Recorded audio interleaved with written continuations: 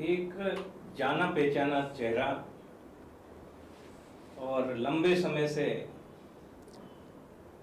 समाज सेवा राजनीति में सक्रिय और एक पहचान बन चुके भारतीय जनता पार्टी युवा मोर्चा के जिला अध्यक्ष राम सोनी आज हमारे बीच में हैं। आपका बहुत स्वागत है। बहुत बहुत धन्यवाद। जिस नगरी से आप आते हैं वहीं से हम अपने इस विषय की शुरुआत करते हैं कि करनाबाद एक छोटा सा गांव है जी। और वहाँ से जो आपने शुरुआत की अपनी इस यात्रा की, वो धार्मिक नगरी, वो इतिहास, उस विषय में आप हमें थोड़ा बताइए कि क्या इतिहास है करनाबाद का। सबसे पहले तो मैं आपको बधाई देता हूँ कि एक जो समाज के बीच में एक आपने अच्छा प्रयास किया, एक नया अचीवमेंट करने का प्रयास किया, उसके लिए मैं आप लोग को बधाई देता हूँ, शुभकामनाएं।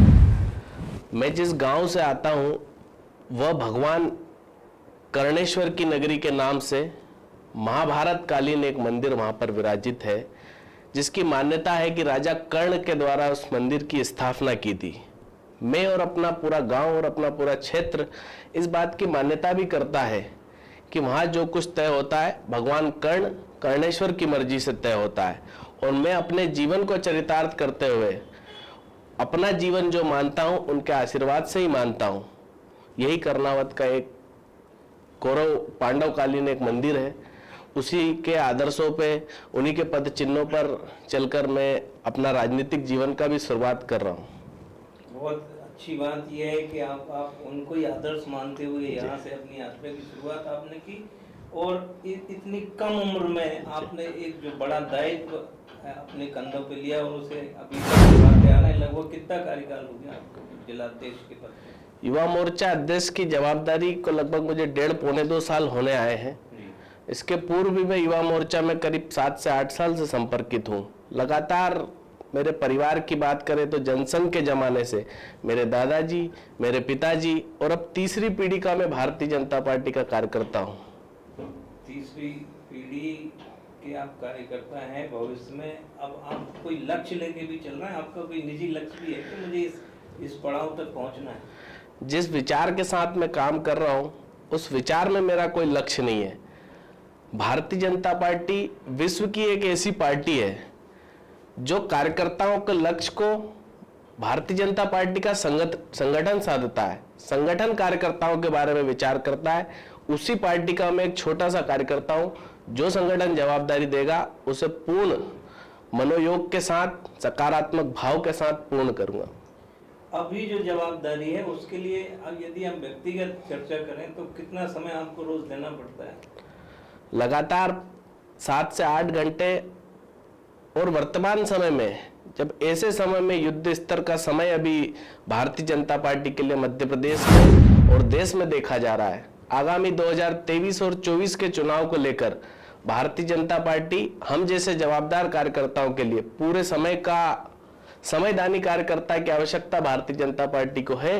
और उसी आधार पर मैं पूरा समय अपने जीवन का, अपनी दैनिक दिनचर्या से हटकर पूरा प्रयास करते हुए भारतीय जनता पार्टी को पूरा हमारा समय समर्पित करने का प्रयास कर रहा हूँ। मतलब एक योद्धा की भांति आप डटे हुए हैं। जी। तो किस तरह का युद्ध चल रहा है, क्या लगता है? भारतीय जनता पार्टी चुनावी मोड में है और हमारे मध्य प्रदेश के यशस्वी प्रदेश अध्यक्ष आदरणीय विष्णुदत्त शर्मा जी एवं जिला संगठन का ऐसा मानना है कि आगामी 2023 के जो विधानसभा और 24 के लोकसभा चुनाव होने जा रहे हैं वो युवा मोर्चा के और युवाओं के कंधों पे लड़े जाना है। तो उसी भूमिका में हम लोग काम करते हुए एक योद्धा के रूप में युवा मोर्चा देवास का एक कार्यकर्ता विधानसभा चुनाव को लक्ष्य करते हुए चुनाव की तैयारियों में जुटा हुआ है। मतलब जो विधानसभा का जो महासंग्राम जो होना है उसके योद्धा की कमान आप संभाल के चल रहे हैं। जी जी। तो अभी बीच बीच में जिस तरह की चर्चाएं आती हैं कि कहीं नाराजगी है, अंदर पार्टी में असंतोष की स्थिति है, क्या है, ऐसा कुछ लगता है कि आपको है?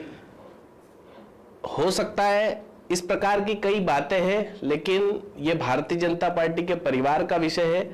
जिस प्रकार से एक परिवार बड़ा होता है उसी प्रकार से भारतीय जनता पार्टी का संगठन भी एक परिवार के रूप में काम करता है। आपस में मनमुटाव और असंतोष जैसी कोई बात नहीं है।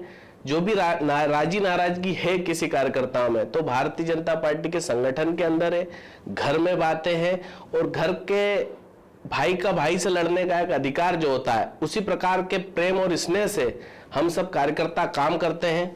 इसी प्रकार का ये संगठन है।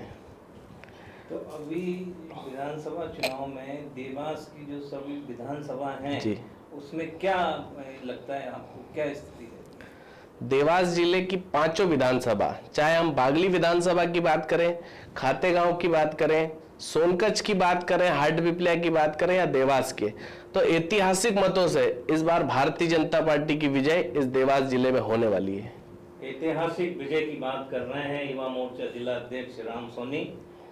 और भविष्य में अब चूंकि चुनाव की सरगर्मियां और तेज होंगी, समय समय पे आपसे इसी विषय पे और चर्चा होती रहेगी। आज आप इन्फो स्टूडियो में पधारे, आपका बहुत आभार, बहुत धन्यवाद। बहुत धन्यवाद।